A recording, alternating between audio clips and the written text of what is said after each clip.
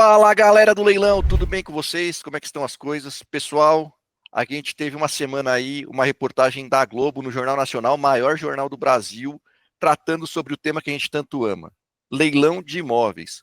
Pessoal, todo o grupo de leilão chegou essa notícia, todo mundo compartilhando. Então, nós queríamos tratar sobre esse tema, aprofundar um pouco, já que a matéria foi super curta, uma matéria de 3 minutos. Quem não viu a matéria vai estar no nosso link aqui abaixo. Assistam, é importante para quem vivencia esse mercado, tá bom?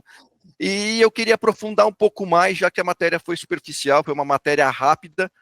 Eu estou aqui hoje com dois feras, novamente, Tiago Bezerra e André Figueiredo, para a gente falar sobre essas questões.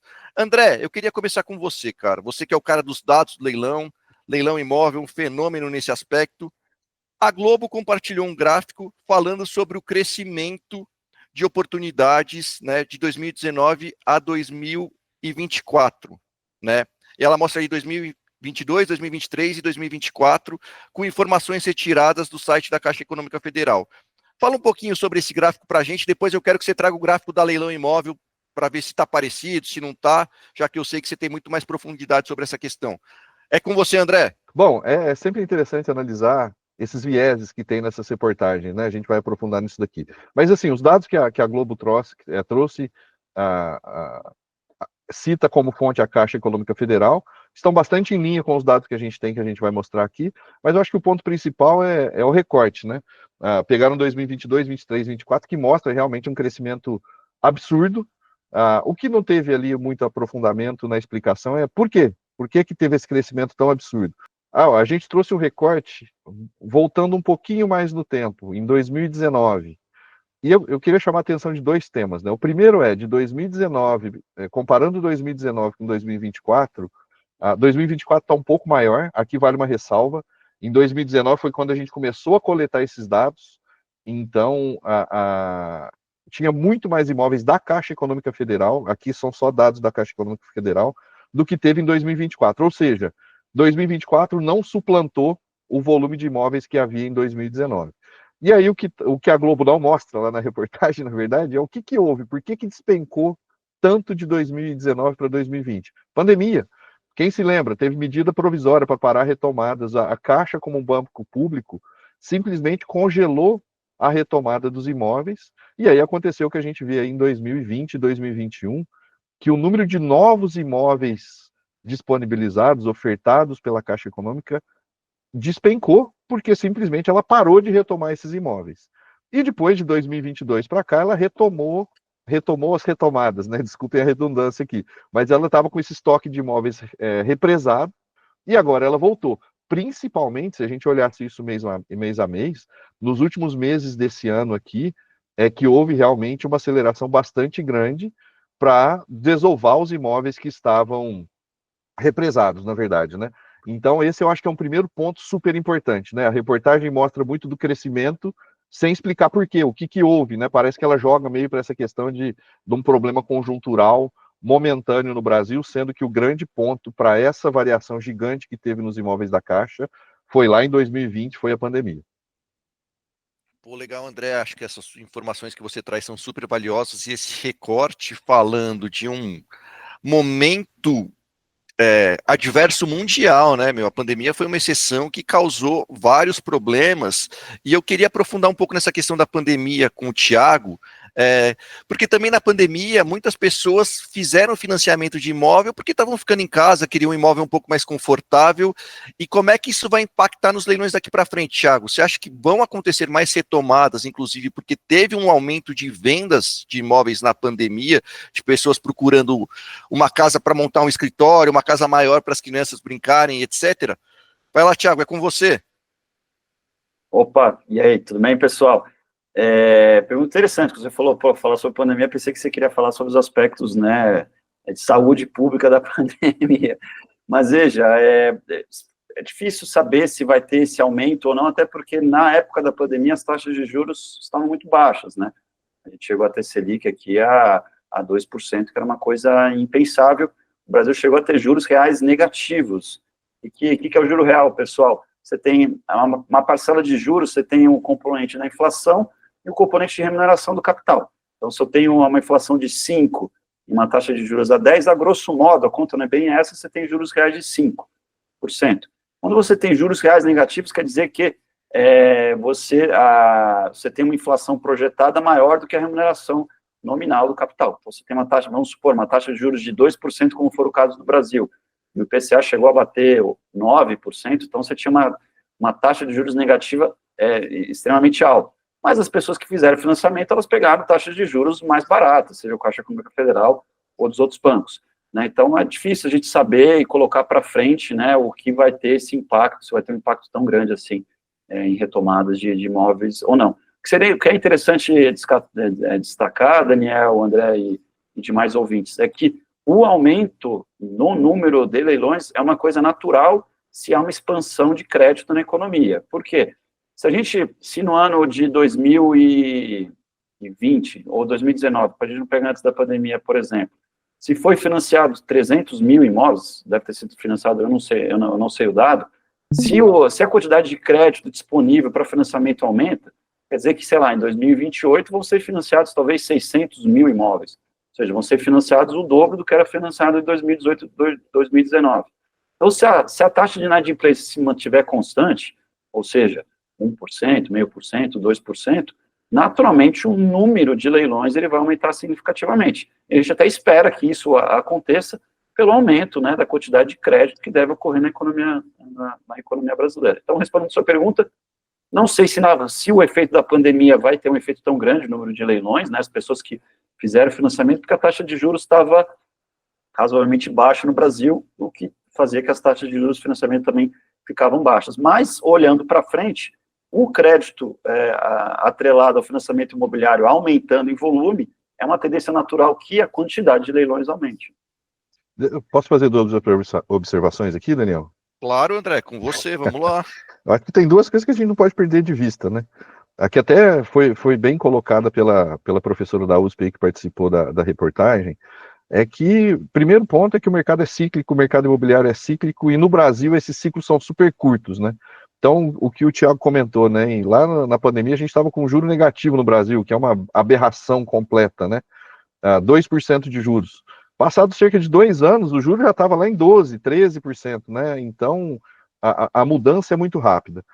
Mas tem um efeito da pandemia que, sim, esse é um efeito nefasto, que eu acredito que a gente vai começar a ver isso, já estamos vendo e vamos ver ao longo dos próximos anos, é que a pandemia impactou a vida de muita gente financeiramente, eu quero dizer, né? Impactou a vida de todos nós, mas do ponto de vista financeiro.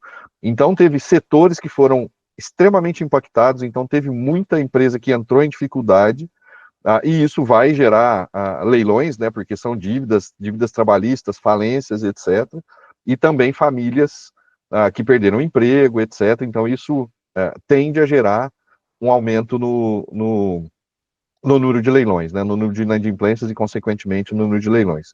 E o segundo ponto, que o Thiago também comentou, e só colocando um pouco mais de luz sobre isso, na verdade, assim, isso é fácil da gente ver esse número, né? Está aberto aí para quem quiser ver, a BCIP, Banco Central, os próprios bancos. O índice de inadimplência que os bancos aceitam vai ali de 1 a 2%. Se começa a subir demais a inadimplência, o que os bancos fazem? Fecha a torneira, aumenta a taxa de juros, ficam mais exigentes no perfil do cliente, e aí começa a cair a inadimplência, a oferta de crédito começa a cair, né? E isso é natural que aconteça, né? Então, essa é a ciclicidade que o mercado tem, e os bancos e o mercado se ajusta dessa forma, né? Começou a ter muita oferta de crédito, o banco abre as torneiras, muita gente toma crédito, e é óbvio que muita gente tomou crédito na empolgação, e depois vai ter problemas, né? E o contrário também acontece, né? Então isso é importante a gente ter essa perspectiva dos ciclos que acontecem, e obviamente aí teve esse efeito nefasto da pandemia, né? Não, pegando o seu gancho, André, inclusive, a gente viu aí em resultado de bancos recentemente esse problema de ter dado muito crédito e sofrendo com essa inadimplência, né? Então, acho que é perfeito o que você falou.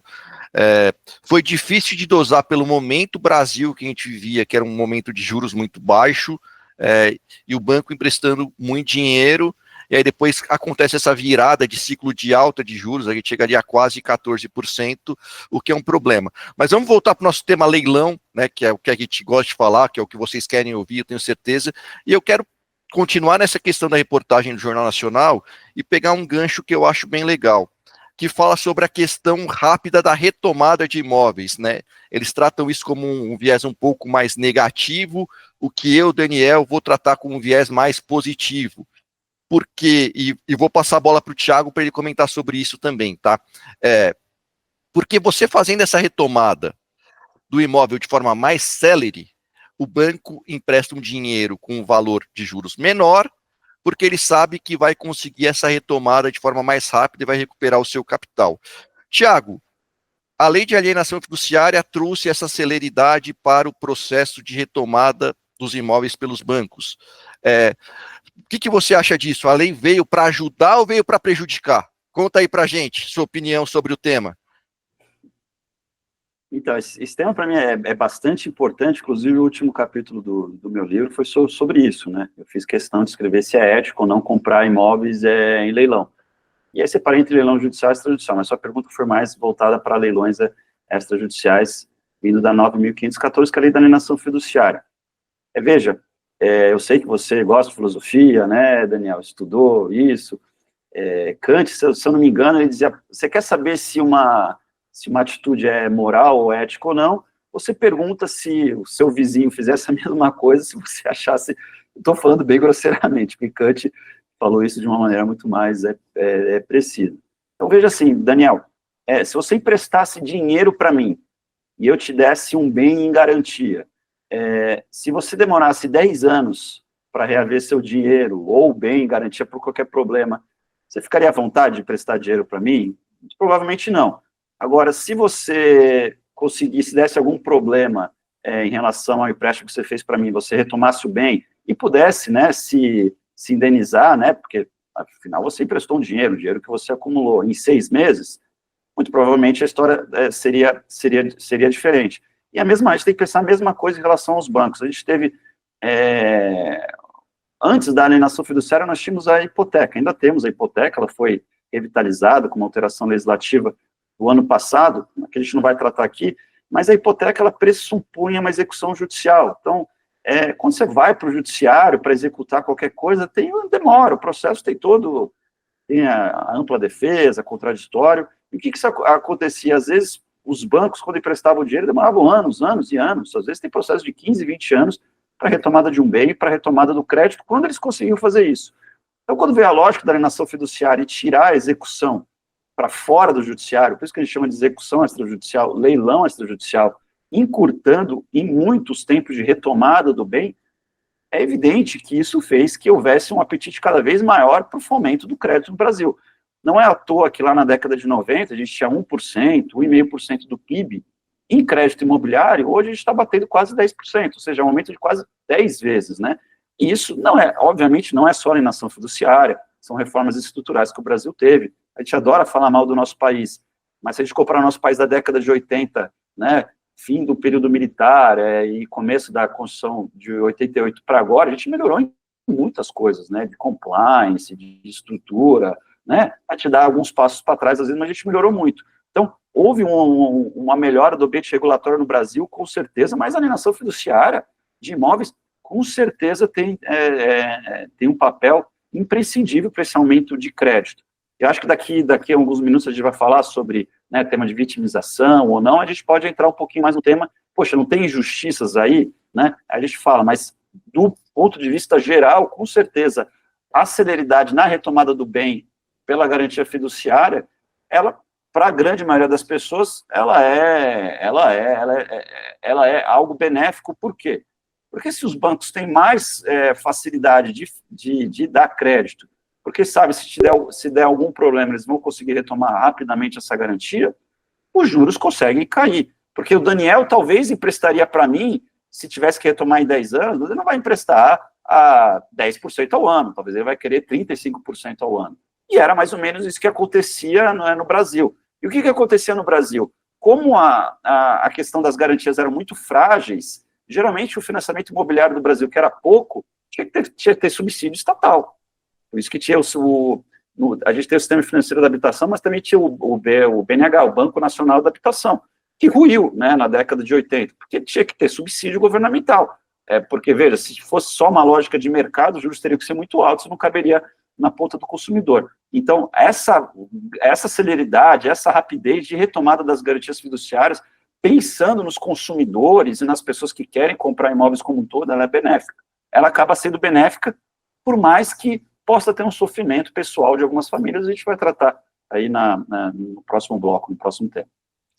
Não, acho legal, e esse recorte é importante, pessoal. Muitas vezes a gente critica, né, essa retomada rápida, tem esse viés, muitas vezes pessoal, de que o banco tira o imóvel de forma muito rápida, mas isso implica numa condição de você conseguir pegar o dinheiro emprestado mais barato. E pouca gente fala disso dessa forma. Essa questão é importante. Outra coisa que o Thiago falou que eu acho interessante é que o sistema estrutural brasileiro, o sistema estrutural bancário brasileiro, é uma coisa absurda, né? Uma coisa de outro mundo. É um sistema que a gente pode considerar muito seguro, né? A gente sofre uma crise imobiliária lá nos Estados Unidos, por exemplo, em 2018, e o sistema brasileiro ele continua muito firme, muito por essas questões estruturais mesmo, e de forma de retomada de garantia. Eu acho que a lei de alienação fiduciária ela veio para ajudar bastante o banco a se sentir seguro para emprestar dinheiro para as pessoas e as pessoas conseguirem adquirir o seu imóvel, né? A história do sonho da casa própria, etc. Mas, André, eu acho que a gente vai ter que tratar de alguns temas polêmicos aqui. Vocês sabem que eu gosto de polêmica, eu adoro entrar em temas polêmicos, então vamos aproveitar. Como eu estava falando de banco, né? O banco muitas vezes é considerado vilão. Cara, o arrematante é considerado o maior vilão do mundo, a pior pessoa do mundo, sem coração, que pessoa terrível, como tira a família da casa, a pessoa da casa, e a pessoa que está perdendo bem normalmente é sempre a pessoa boazinha, que, poxa, está sofrendo por algum motivo, não conseguiu pagar, está sendo prejudicada por um sistema capitalista cruel. Cara, eu vou separar os três temas, tá? Eu queria que o André falasse primeiro da figura do banco. Cara, como é que você enxerga o banco nessa história? Fala um pouquinho aí se ele é tão malvado assim na sua visão, por favor. Cara, eu acho que banco é banco, né? Ele tem a função dele que é ter lucro. E aí eu acho que não tem que falar de vilania ou não, até porque, como você bem disse, o sistema financeiro do Brasil é dos mais avançados do mundo, super bem regulado. Então, a gente tem que tirar essa peixe de tentar colocar que é bom ou mal. O banco presta um serviço e quem quer ter acesso a esse serviço tem que se submeter a determinadas regras, assim como o banco tem que se submeter a determinadas regras, né? Então, acho que a gente não tem que entrar nessa discussão de se é bom ou é mal, né? Ele presta um serviço tanto os bancos públicos quanto os privados, né? E aqui a gente falou de algumas coisas que são super relevantes aqui, né? Eu queria dar um destaque, né, que o Thiago já bem citou. Antes da lei de alienação fiduciária, a relação PIB com o crédito imobiliário é de 1,5%, e agora está batendo em 10%. Então, assim, cresceu absurdamente. E por que cresceu? Justamente por essa conjuntura que mudou. Os bancos estão mais seguros para ofertar. E aqui, para ofertar crédito, né, porque eles têm mais segurança que esse crédito vai ser retomado. Tem um outro dado super interessante da gente ter em perspectiva aqui também, que é o seguinte: cada 1% que a gente sobe no custo efetivo total de um financiamento, são cerca de 1 milhão de famílias que param de ter acesso a crédito imobiliário. Eu vou repetir isso. 1% de aumento no custo efetivo total do financiamento, 1 milhão de famílias param de ter acesso ao crédito imobiliário.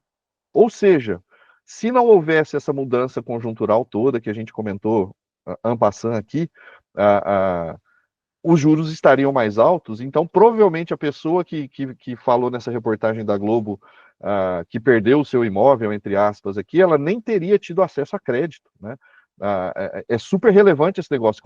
Quando a Selic sai de 2% e vai para 15%, o número simplesmente fechou a porta para crédito imobiliário para a vasta maioria da população brasileira que ganha até 7, 8 mil reais a renda familiar por ano, né? Então esse é o primeiro ponto super relevante em relação aos bancos, né? Se não houvesse crédito mais barato disponível, sem financiamento governamental, que foi o ponto que o Thiago comentou anteriormente, muito menos gente teria acesso ao crédito imobiliário. E aqui, cara, só para complementar minha fala, eu acho que tem um erro de perspectiva que a gente sempre comete, né? Primeiro é de colocar sempre a pessoa que está perdendo um imóvel como vítima. Ela não é vítima, ela assinou um contrato, né? Em tese, ela sabia o que estava fazendo. Tem toda uma questão de educação financeira aqui que a gente vai poder falar bastante aqui no canal depois. Mas ela sabia o que estava fazendo. E aqui o erro de perspectiva que eu digo é que sempre compara-se o imóvel que foi adquirido via financiamento com a casa própria. E não é. A comparação melhor não é do imóvel próprio, que um dia pode vir a ser se você quitar a dívida. É como, e o Thiago falou disso, né? A comparação melhor é com o imóvel locado. Se você aluga um imóvel e para de pagar o aluguel, o que vai acontecer com você? Você vai ter que sair do imóvel, né? A pessoa que te loca aquele imóvel vai fazer tudo o possível que tiver ao alcance dela para tirar você do imóvel e colocar uma pessoa que seja adimplente, que pague o aluguel em dia. E o financiamento imobiliário é muito mais parecido com uma locação, porque você está pagando o banco, a propriedade não é de quem tomou o financiamento, é do banco, aquela pessoa tem o direito de posse, é muito similar aí, então, realmente, com a locação. Óbvio que não estou entrando nos detalhes aqui jurídicos da diferença de cada uma, é só uma comparação simples, né? Então é natural que isso aconteça. A pessoa assinou um contrato, parou de pagar o valor que ela deveria por aquela locação, por aquele financiamento, ela tem que sair, né? E aí a questão se é rápido, não é rápido, etc. Aí tem todo um arcabouço legal para garantir que não haja injustiças, que a pessoa consiga renegociar aquela dívida e assim por diante, né? Então eu entendo que quem está saindo do imóvel não é vítima e o banco não é vilão e o arrematante muito menos ainda, na verdade, né? O arrematante é um terceiro de boa-fé que entra para resolver o problema, né? Eu não ia te interromper, mas assim, você linguarudo pra caramba, adora falar, já tratou de todas as questões que a gente ia dividir aqui para cada um falar um pouquinho. Assim não dá, André. É difícil mediar André Figueiredo e Thiago Bezerra, porque os dois adoram falar, não conseguem se conter para a gente dividir aqui os temas de Não, forma. eu só fiz a escada, só deixei o gancho para você seguir agora. Não, tô vendo, viu? Já matou todos, ia deixar ali o arrematante por último, cara, para as pessoas se sentirem confortáveis. Você já falou que o arrematante não é vilão, já acabou com o episódio. Pô, André, assim não dá, a gente vai ter que conversar melhor sobre isso, tá bom? Mas, cara, eu acho o negócio que você falou legal. E, pessoal, eu tô aqui mediando, mas eu vou dando umas pinceladas para ajudar no discorrer das ideias, tá? O banco, cara, ele não quer imóvel. O banco quer uma garantia fácil para conseguir pegar o seu dinheiro de volta. O banco ganha muito dinheiro emprestando dinheiro, né? O banco não tem interesse em ter esse imóvel encarteirado ali, que para ele é uma baita dor de cabeça, tá? Então o banco, o que ele quer? Ele quer uma garantia que ele consiga executar rápido para transformar em dinheiro rápido para voltar a emprestar dinheiro, tá? Resumidamente é isso. Tiago, pega o gancho do André aí, vou deixar a figura para você da pessoa que está perdendo o imóvel em leilão, né? Do devedor do banco. Cara, essa pessoa, ela é vítima. Fala um pouquinho dessa figura, eu sei que você trata disso no seu livro, no último capítulo do seu livro você responde essa pergunta aí, se é ético comprar um imóvel em leilão ou não é. Cara, não quero que você dê um spoiler do seu livro, mas eu quero que você fale sobre esse tema. Pessoal, compre o livro do Thiago, hein? Não fiz o merchan ainda nesse episódio. Livro excelente, procurem aí, que é bem legal. Mas fale um pouquinho, então, da figura da pessoa que está perdendo imóvel em leilão, Thiago. O que você acha? Ela é vítima do sistema ou não é? Não, beleza, então fazer o spoiler aí, vamos colocar o link lá para poder comprar também na Amazon, o livro. E, pessoal, assim, a quantidade realmente, autor de livro não ganha quase nada no Brasil. Eu faço mais porque foi um livro que eu fiz assim, de coração, carinho, e eu gosto quando as pessoas compram e dão, né, pô, esse livro está me ajudando, né, mais uma questão de divulgação mesmo de conhecimento. Então, vamos lá, então. Então, André, eu acho que tem tantas coisas para falar aqui, mas já botei aqui o cronômetro, não vou passar de 3 minutos. Eu acho que não é uma questão de falar se bancos são vilões ou não. Nenhum de nós três aqui somos economistas, não tem porque a gente ficar entrando em minúcias econômicas. Mas, infelizmente, o sistema bancário no Brasil ele é super concentrado, né? Na mão de 4, 5 bancos, né? São 5 bancos principais. Quando você vai para os Estados Unidos, você tem milhares de bancos. Então, a gente não tem bancos pequenos, a gente não tem bancos regionais, né? Isso até estava numa palestra com o mercado de capitais, e tinha um ex-ministro do FHC, ele falando, puxa, antes, no Brasil você tinha bancos regionais, hoje todos os bancos regionais eles foram adquiridos, né? São Paulo tinha, Santa Catarina tinha, Minas Gerais tem. Então, a gente tem um problema de concentração, quase cartelização do sistema bancário, que ele é muito importante, né, André? E acho que a gente caminharia melhor enquanto nação se a gente tivesse um sistema bancário mais descentralizado, com mais players, né? E aí que talvez entre as fintechs e tudo mais, mas as fintechs são tão pequenas, né, que geralmente os bancos compram essas fintechs, então é difícil bater de frente com esses grandes bancos. O segundo ponto, meus caros amigos Daniel, André, eu não gosto da visão de vitimização ou não. É claro, poxa, eu nasci no Sudão, no campo de refugiados, evidentemente que a minha vida vai ser muito mais difícil do que eu, Thiago, que nasci numa classe média em Santos, São Paulo. Então, nesse aspecto, a gente pode dizer de vítimas, vitimização ou não, mas eu acho que até para uma perspectiva, se a gente cria uma sociedade onde a gente vai vitimizando grandes grupos de pessoas, a gente vai tirando um pouco de responsabilidade dessas pessoas, que elas têm de tentar melhorar a própria vida. E no final do dia, né, não vai adiantar nada, você não vai ser uma pessoa melhor se você ficar se vitimizando, porque as cartas que você recebeu na sua vida não foram as melhores possíveis. Você pegou aquelas cartas na mão, você vai fazer o melhor do que você consegue fazer. Então, fazendo o link, tanto com o André, como você perguntou, eu acho que a pessoa que perde o imóvel é uma vítima, necessariamente? Não. Mas acho que a gente tem que... E eu sempre procurei, quando eu comprava os imóveis em leilão, isso sem fazer grandes reflexões, é um pouco de empatia pela pessoa que está perdendo o imóvel. Eu concordo que se a pessoa pegou o financiamento para comprar aquele imóvel, ela não tinha o dinheiro, ela pegou um crédito no banco, aquele imóvel, em teoria, realmente não é dela, né? Quando ela adimplir todo o contrato, o imóvel passaria a ser dela. Mas, bem ou mal, às vezes aquela pessoa está 5, 6 anos, ela gastou um dinheiro, ela fez sonhos, e por algum motivo ou outro, seja pela pandemia, porque o marido perdeu o emprego, porque teve uma doença na família, a pessoa se vê numa situação difícil, não consegue pagar mais o financiamento bancário, e como a retomada é realmente rápida, ela perde. Então, eu não vejo nenhum momento da gente ser empático com essas pessoas, e reconhecer que é um problema, e reconhecer que essas pessoas foram afetadas. Mas, por outro lado, também, se a gente cria um sistema com muitas amarras, ou seja pela demora, ou com muita possibilidade de questionamento judicial, a gente trava os créditos. E a maioria das pessoas paga o financiamento. A maioria das pessoas, elas quitam o financiamento bancário até o final. Porque se não fosse assim, não teria empréstimos, né? O sistema travaria, como bem o André falou, talvez a inadimplência gira em torno de 1%, 2%, né? E isso inadimplência até 90 dias. Inadimplência para retomar o imóvel vai ser bem menor, do que isso. Então, eu não acho que a pessoa que está perdendo o imóvel do financiamento bancário, ela necessariamente é uma vítima. Mas isso não impede que a gente tenha um olhar empático e entender, e lutar, mesmo que a gente esteja aqui falando de leilão, para rematante, se lutar que o sistema seja razoavelmente justo, que essa pessoa tenha direito de questionar na justiça, se teve alguma ilegalidade no procedimento extrajudicial, que a retomada do bem se faça por um valor que seja minimamente razoável, né? E a gente entra depois num novo episódio, vai falar sobre preço vil na extrajudicial, se tem, se não tem, por que deveria ter, por que não deveria ter, mas a gente poderia talvez raciocinar de uma maneira um pouco mais ampla relacionado a isso. Mas também, Daniel, existem pessoas que retomam imóveis e aplicam golpes em banco, ou simplesmente não pagam a dívida, né? Então, nem todas as pessoas que perdem o imóvel via financiamento bancário é porque passaram por uma crise familiar e não conseguem mais passar. Tem muita pessoa que simplesmente é caloteira e não paga mesmo, né? Então, eu acho que para a gente ter uma visão um pouco mais geral, né, sobre como a gente deve ver o devedor nessa história toda, eu acho que nem vilanizar, porque não é bom para todo mundo, não é bom para ninguém, vilanizar, perdão, não vitimizar, porque não é bom para a sociedade, não é bom para as próprias pessoas, mas a gente pode sempre ter um olhar empático para a pessoa que está perdendo ali o lar que ela habitava, independente se juridicamente o imóvel era propriedade dela ou não.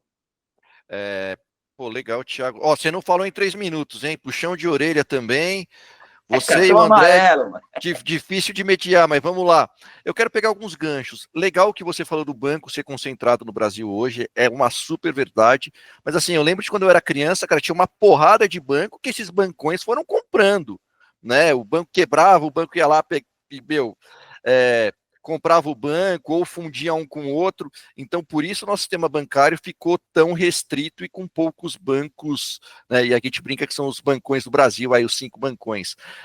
Cara, outro ponto legal que você trouxe, e eu queria fazer esse recorte, é da questão de ser empático com quem está perdendo o imóvel.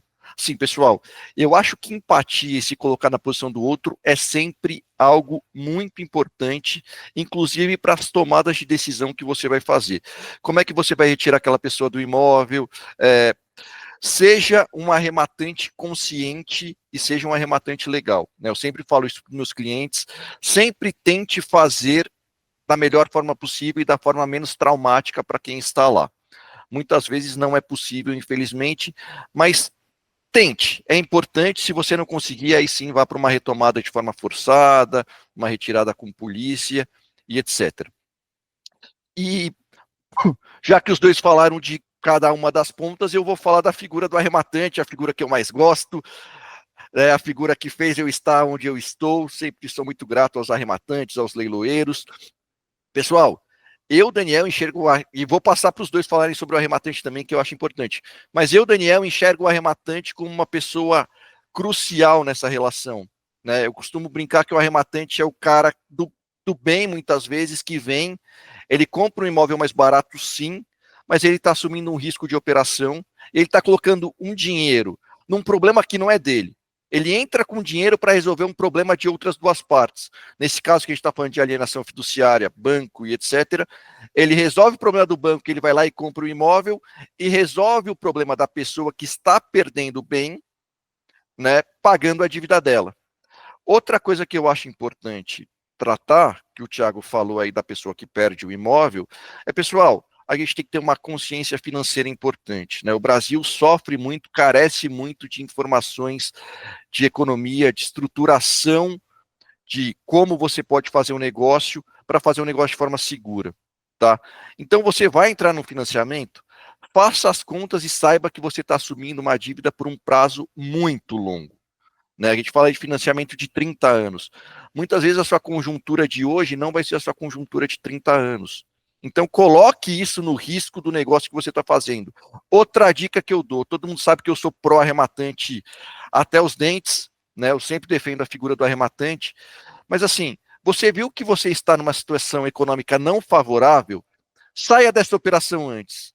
Meu, coloque esse imóvel à venda, reestruture a sua vida financeira da forma menos traumática possível, pague as suas dívidas para não ter essa retomada de forma forçada, que é muito ruim, né? E eu vejo muitos colegas, meus advogados, falam: não, cara, não perde imóvel, puta, dá para brigar por trocentos anos, a gente judicializa isso e a justiça é pró você, porque você é vítima. Pessoal, isso tudo é mentira. Então, assim, está passando por uma situação financeira que não está legal, que você vê que vai dar problema, saia dessa operação antes, coloque esse imóvel à venda, às vezes até por um valor um pouquinho menor, mas recupere parte do seu dinheiro e recomece a sua vida de forma estruturada, né? Eu adoro leilão, mas eu aconselho isso para as pessoas. Tente não perder o seu imóvel em leilão, porque você não sabe que surpresa virá, né? Então essa consciência também é importante. André, eu queria que você falasse dos nossos amigos arrematantes. Sei que você também tem um carinho especial por eles. O que você acha da figura do arrematante nessa relação, por favor? Por E eles já não, se por nós. despeça. E já Por se eles não, por nós, né? Somos todos arrematantes aqui. Cara, eu tenho a visão muito pragmática sobre tudo que a gente falou aqui. É óbvio que essa questão humana e etc., a gente nunca pode perder de vista. Ah, e no Brasil a gente tem muita distorção, né? É aquele negócio, né? Onde tem muito problema, tem muita oportunidade, né? E aqui no Brasil tem muita coisa para falar, então, para melhorar. A concentração do sistema bancário, que já vem mudando, né? Para quem acompanha isso um pouco mais de perto, o tanto que teve de liberação de amarras, digamos assim, para se criar uma instituição financeira, etc. Enfim, tem muita coisa para a gente falar sobre isso. E aí é exatamente o que você disse, né? O arrematante está aqui para ajudar a resolver um problema, né? Para resolver uma situação.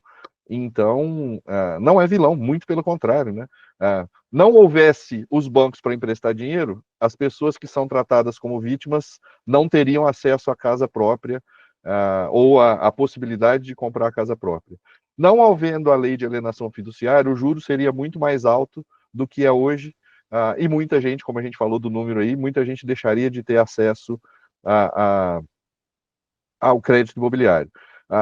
O Thiago, Daniel, desculpa, bem falou da questão da educação financeira. É um problema gigantesco no Brasil, né? Das pessoas não saberem o básico de como se preparar, de como se organizar para fazer. E também tem essa questão de que a retomada é célere, mas não é tão célere a ponto de te pegar desprevenido. Você sabe, você é notificado, a lei está lá, tem várias etapas que têm que ser cumpridas, então dá para você se reorganizar. E o último ponto que eu queria comentar aqui, assim, e a gente conhece várias pessoas assim, que entraram no mundo do leilão justamente por terem perdido seus imóveis, né, por terem tido algum caso familiar ou da própria a pessoa em si. Eu vou citar aqui o professor Léo Granville, que foi um dos primeiros, se não o primeiro, a influencer a ter um curso de leilão, e ele começou nesse mercado por causa disso, ele perdeu o imóvel dele, né? E aí aquela questão de novo da vítima, né? Se ele tivesse colocado, que problema, ia ficar deprimido em casa.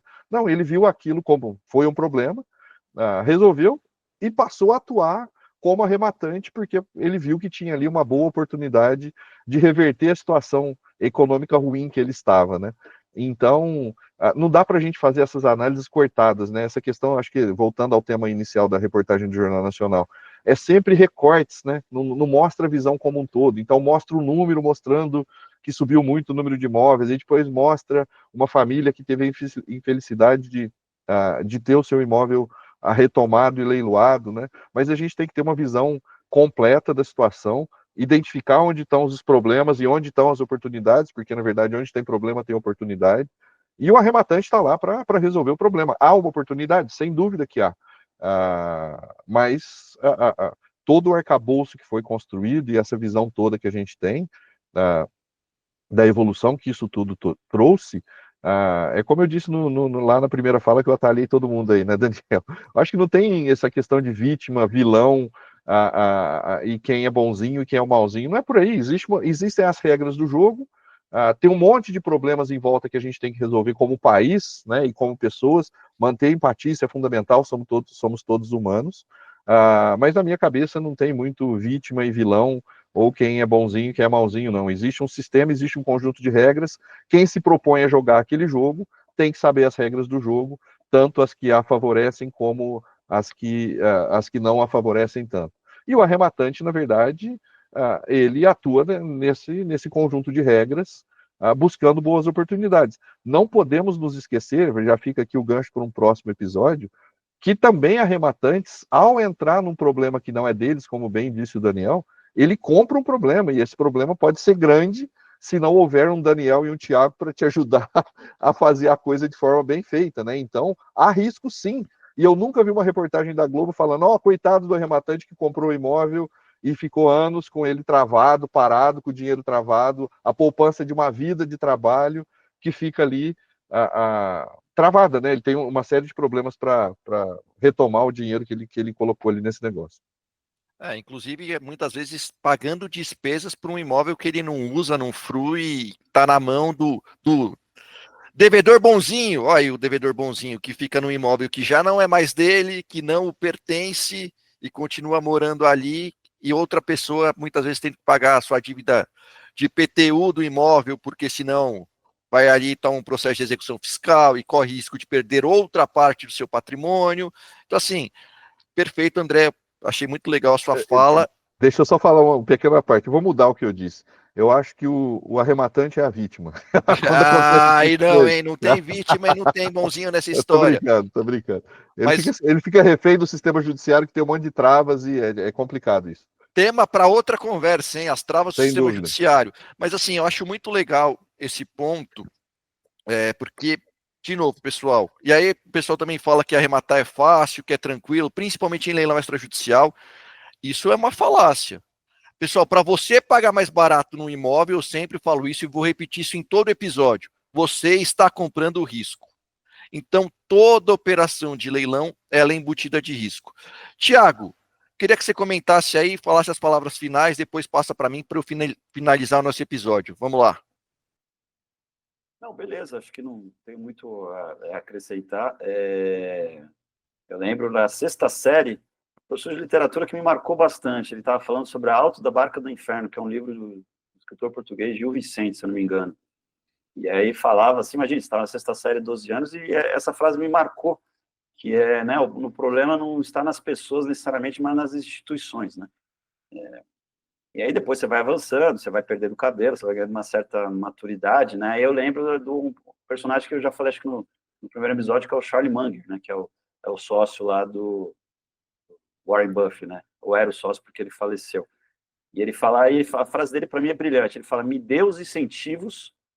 mostre quais são os incentivos, eu te mostro quais são os resultados. Então, veja, toda a sociedade é estruturada baseada em incentivos, que é o que o André falou, regra do jogo e tudo mais. Então, ao invés de a gente ver vilões ou vítimas, né, que é uma forma meio que primária de você ver, é uma forma bem, assim,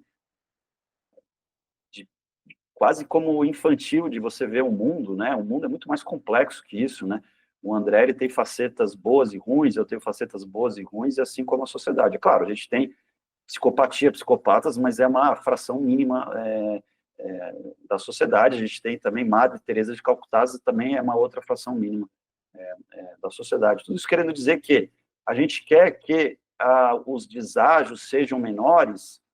Perfeito. Vamos fazer assim, então. Vai ser mais rápido ainda, leilão extrajudicial, e todos os leilões vão estar desocupados, o imóvel, e vai ser possível a visitação no imóvel, e qualquer questionamento judicial resolve perdas e danos em relação ao banco. Então, vai ser fácil. Então, esses imóveis vão sair com deságio de 10%. É quase como comprar e vender, vendendo para o corretor. Talvez os arrematantes não vão ficar tão felizes, porque as margens vão cair bastante, mas veja, vai ser quase como comprar e vender um imóvel que está pronto para ser vendido no mercado. Ah, não, eu vou querer poder questionar judicialmente, eu vou querer poder ter travas, eu vou poder querer um monte de coisa. Então, evidentemente, isso vai, né, como a gente falou, como a gente conversa no outro episódio que a gente não lançou, a questão de deságios, né? Então, veja, toda uma sociedade ela é movida a incentivos. Então, se os incentivos são para que a desocupação ou o processo do leilão extrajudicial seja mais rápido, esses deságios naturalmente eles vão ser menores do que se a desocupação e essa retomada ela fosse mais devagar. Então, arrematante é vilão ou bonzinho? Não é nenhuma das duas coisas, ele é apenas um ser humano que vai agir de acordo com os incentivos que a sociedade coloca para ele. A pessoa que toma o crédito é vítima, vilão com certeza não é. Ela não, é uma pessoa, né, que vai agir de acordo com os incentivos. Então, vamos pensar, né, em termos mais sofisticados, mais complexos, como o André falou, vamos estudar, eu quero, agora pensando no nosso público maior, quero entender mais de leilão, então vamos estudar, vamos ver esse podcast, vamos comprar meu livro, vamos fazer mentorias aí de pessoas que são influenciadores, né, mas vamos estudar para entender quais são essas regras do jogo e para depois não, eu comprei isso, não sabia que poderia, o leilão pode ser anulado? Não, ele pode ser anulado, sim. Posso ter problema para desocupar um imóvel? Não, pode ter sim. Né? Então, conheça as regras do jogo, e para conhecer as regras do jogo, você precisa, né, estudar e precisa do conhecimento, que é uma das coisas que a gente está procurando fazer aqui. Então, com essas palavras finais, né, me despeço aí do pessoal e passo a palavra para você de novo, Dan. Não, mas calma que eu tenho que fazer uma observação muito rápida. O Thiago já falou disso algumas vezes, eu acho que é um tema legal para a gente discorrer em algum momento, que é os viéses comportamentais, enfim, que é uma coisa que relativamente recente. E indo muito rápido realmente ao ponto, que é o tema que o Thiago trouxe, né? Tem um livro fantástico do Kahneman, né? Rendeu um Nobel esse estudo que ele fez, que é o pensamento rápido e o pensamento devagar, né? A gente é preparado biologicamente para ter o pensamento rápido. Chegou uma informação, você processa rápido e já tem uma opinião sobre aquilo. E o pensamento devagar é muito mais custoso, custa muito mais energia, etc. E esse negócio de a vítima e a vilão é muito pensamento rápido, né? Você vem com uma informação, pum, não, é vilão, é bonzinho. E não é assim, né? É muito mais complexo. Você tem que aprofundar na análise, olhar o tema como um todo, não pegar o reportezinho. A gente falou de uma reportagem de 3 minutos, que já deu muita celeuma. Muitas vezes vem uma headline, né? uma notícia, né? O título da notícia. O cara já toma a decisão do que vai ter naquela reportagem lendo só o título da notícia, né? É o pensamento rápido, né? E cada vez mais isso é perigoso. A gente perde um pouco essa possibilidade de focar, aprofundar e olhar um assunto na sua totalidade, porque realmente não é trivial de se fazer, né? Isso é super importante, né? A gente não parar no pensamento rápido, a gente ir para o pensamento devagar e analisar o problema de mais perspectivas e etc. Pessoal, assim, eu vi muita gente em grupo de leilão criticando a matéria da Globo. Eu, Daniel, tenho um viés completamente contrário. Eu acho excelente, né, o maior canal de comunicação que a gente tem, no maior jornal, no horário nobre, falando do tema que a gente tanto gosta, que a gente trabalha para melhorá-lo. Então, assim, quanto mais gente falar de leilão, melhor, mais informação, e por conta disso a gente está aqui há não sei quanto tempo discutindo a questão e aprofundando em 3 minutos de matéria da Globo. Então, assim, quanto mais gente falar de leilão, quanto mais informação a gente tiver, melhor para o nosso mercado. E assim, outro ponto, o nosso tema está chamando atenção, por isso trataram sobre ele. Então, o leilão vem crescendo, muita gente falando coisa boa, coisa ruim. Então, tomem cuidado com o que vocês escutem por aí, se informem, estudem, pesquisem antes de tomar qualquer tipo de decisão. Isso serve para você financiar seu imóvel próprio, o sonho da sua moradia, e isso serve para você que quer arrematar em leilão, comprar o seu imóvel em leilão para investir, para morar, etc. Estudem, sejam consistentes no estudo, não façam nada de forma atabalhoada, porque muitas vezes dá problema. Pessoal, foi um prazer estar aqui com vocês. Quero agradecer ao André Figueiredo, ao Thiago Bezerra, espero que vocês gostem do episódio. Sigam aqui, ó, eu nem sou influencer, estou aprendendo esse tipo de coisa agora. Sigam aqui a gente no nosso canal, dá um gostei aí e tamo junto. Até o próximo episódio. Um abraço. Abraço. Deixe seus comentários também aí, pessoal. Valeu, abraço.